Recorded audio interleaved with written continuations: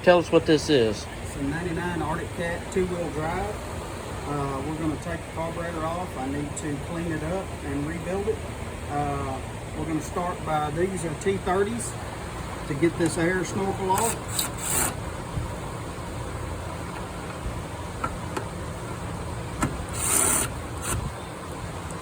This is a Phillips. I've already got it loose, so that's how that comes off. Now we go to these. I will show that in a minute.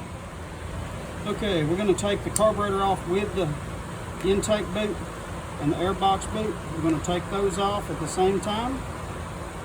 This is a Phillips head on this clamp.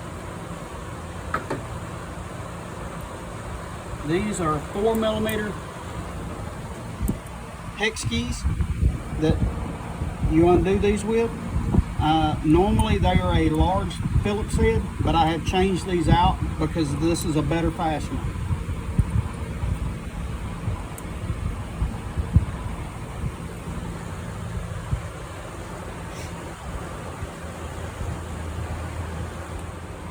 Just to give y'all a little tip, these regular hex keys work, but to save you some trouble getting around everything, these with the ball end, if you can see them, work so much easier to get around this kind of stuff. That way you can just spin them out instead of having to go a quarter to a half turn at a time. You can pick these up anywhere. These I picked up at Tractor Supply in the clearance rack for like $8. They have metric standards and the torques. Just watch them when they go on sale. And you're fixed to put it on. All right, then it's just slip it out of there. I've already loosened this, so this air box boot is off. Ooh, that's nasty. We're gonna take this off. The intake boot.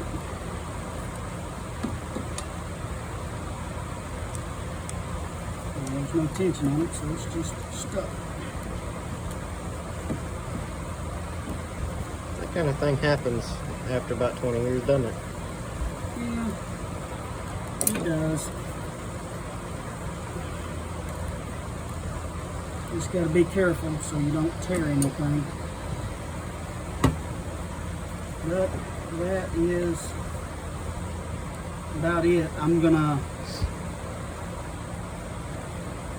break right here, and I'm gonna look inside here and take my cables off.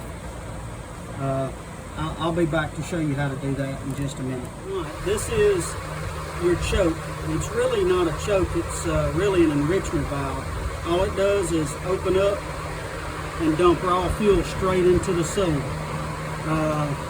to get it going. This is a 12mm, but once you get it loose a little bit, you're going to have to take something and get in here. These Makuni carburetors are real tight to get into. So once you get it loosened up a little bit, you just take a pair of needle nose like this or whatever you got that can get in there. This is the best I've found yet. One with the angle on them, the 90-degree angle probably would work pretty good here. This is just what I have handy. Once we get this off,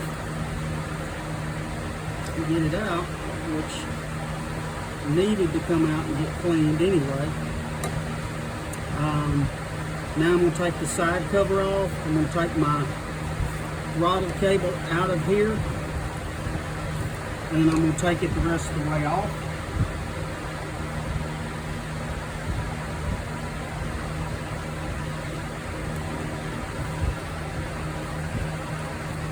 Be real careful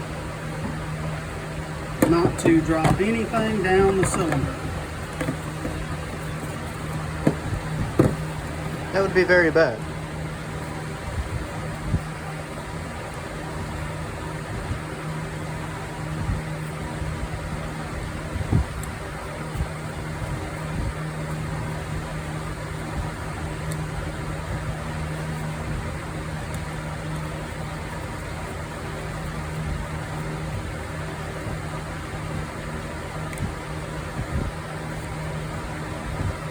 Wonder what Marty Stewart's doing today.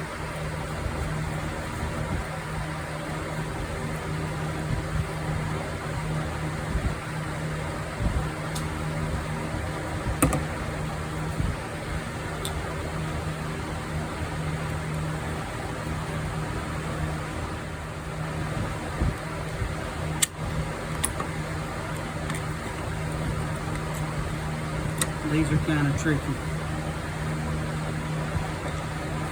It's kind of tricky. Once you get it up, you should be able to get that out of there. And there it is. It's just a little plastic end. But you don't want to lose that. And it just pulls up out of there.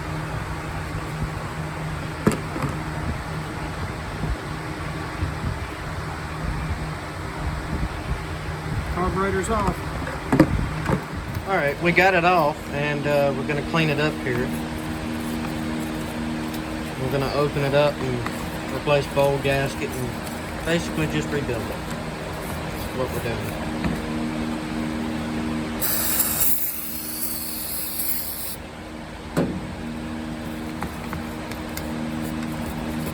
Just trying to get the outside gunk off the best I can.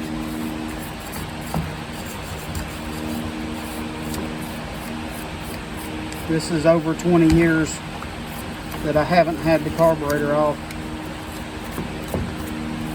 It's been very dependable.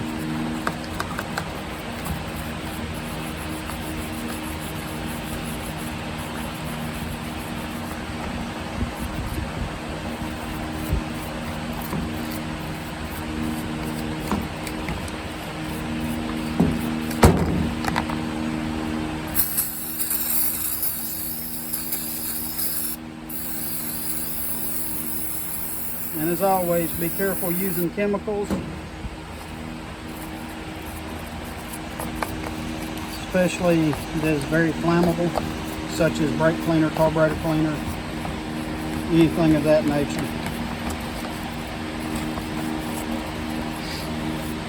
All right, we'll get back to you when we start opening it up.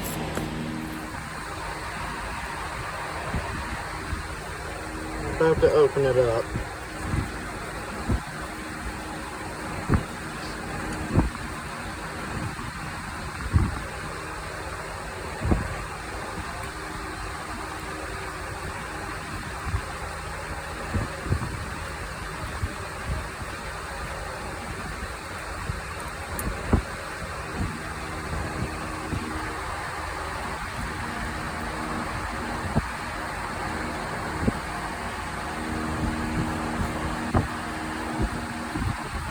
Who knows what it's going to look like. It may look like the bottom of Toledo beater.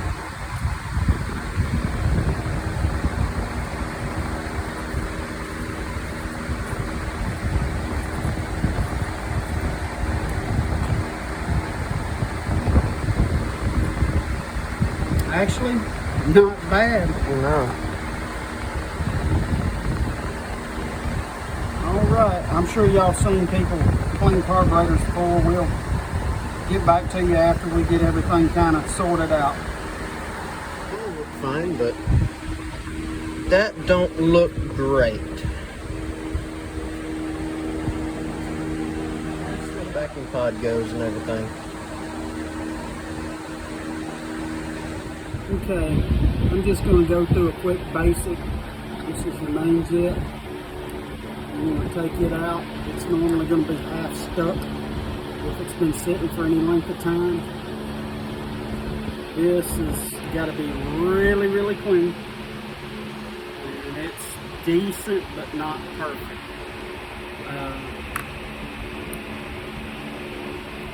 That's where your jet needle,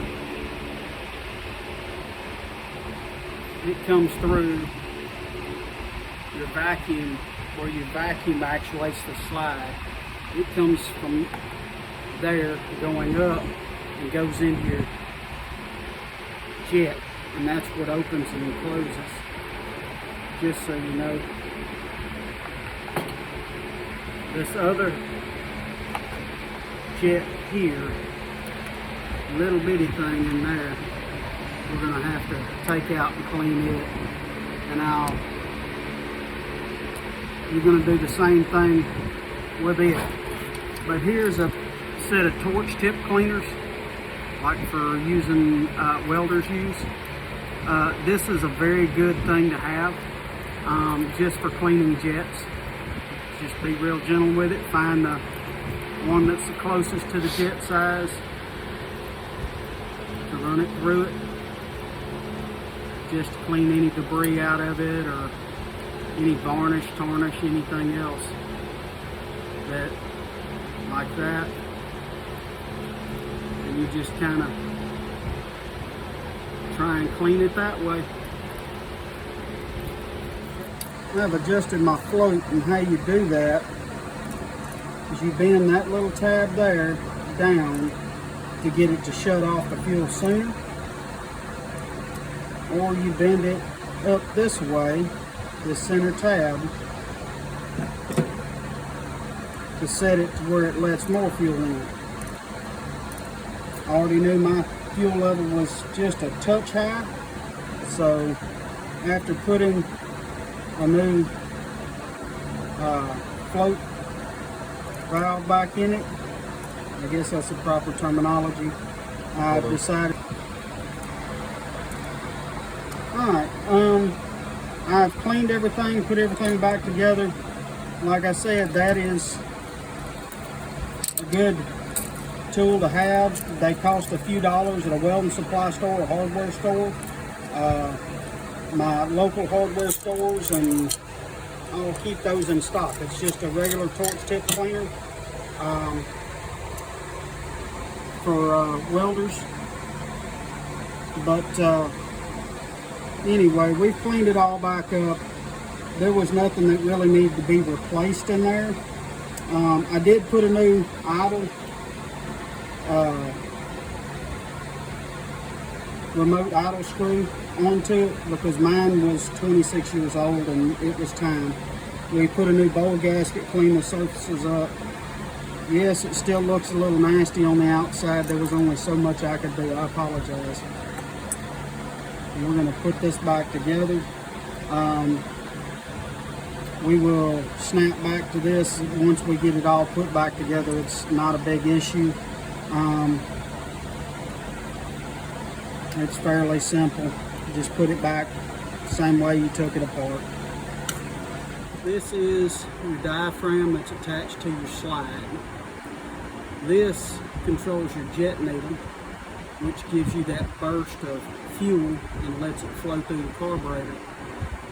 I have this set to the second to the top notch, and that's where mine runs the best. And this is a pain because you have to drop it down this little hole and get it through the middle one. It always wants to go to the outside. So what I have figured out to do is do this. Take a pair of needle nose, and if you look through the end, you can get it to go through. Now the problem that you have is this.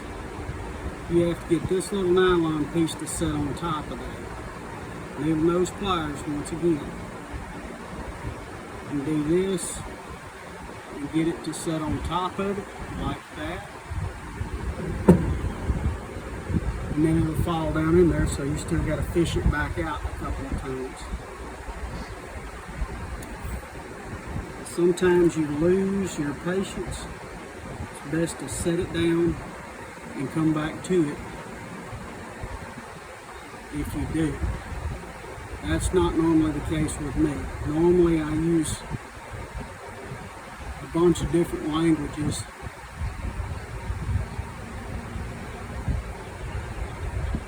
that nobody's ever heard of before because it keeps dropping.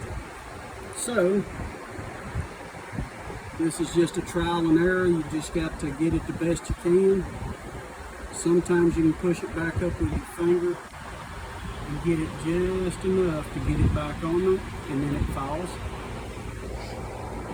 So you got to do it the best way you can figure it out. As I get a little older, I'm losing dexterity in my fingertips. So just be patient. You'll get it. Normally you have to, after you've got it on there, put your spring on top of that nylon washer. Follow it down Then it's ready to go in through the top of your carburetor. Make sure you hold it tight. That spring can't go anywhere. But you have to line up the diaphragm. There's an ear that the diaphragm goes into. And I'm searching for it. Give me a second. It is right there. So I had it completely turned around.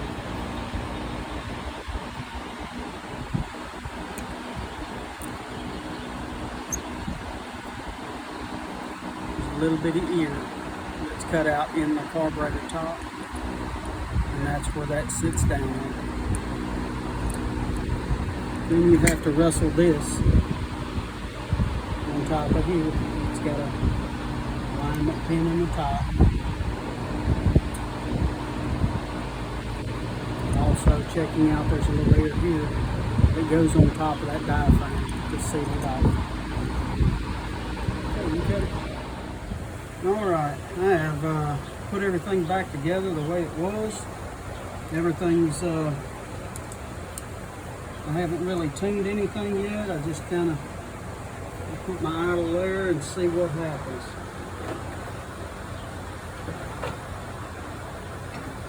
Right.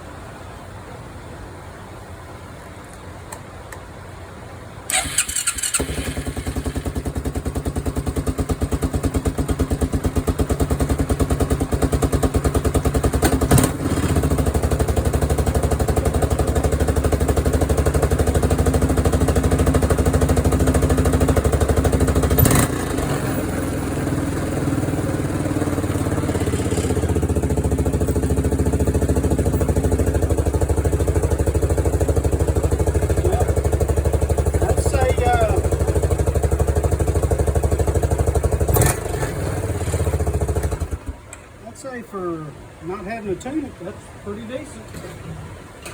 All I've got left is to put the air snorkel back on it and call it a day at this point. I hope y'all enjoyed this video. We enjoyed making it. Got any comments, just leave them in the comment section below. Thank you.